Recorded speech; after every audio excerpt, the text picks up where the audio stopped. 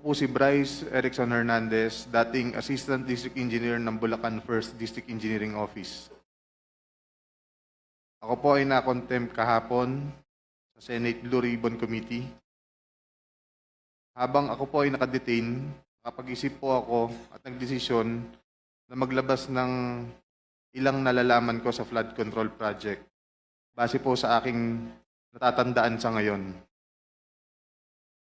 Tama po si Senator Lacson na ang mga engineers ng DPWH ay tila naging legman o bagman na lang. Kung tatanungin niyo po ako kung sino o kanino kami naging bagman, sasagutin ko na po ngayon.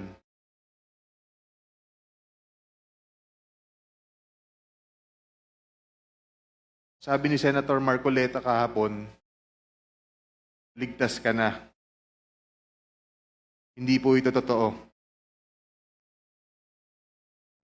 Si Senator Jinggoy Ejercito Estrada, Senator Joel Villanueva, Yusek Robert Bernardo, at D. Alcantara.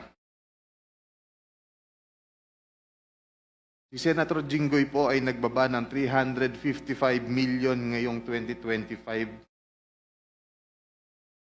sa mga ilang projects sa Bulacan.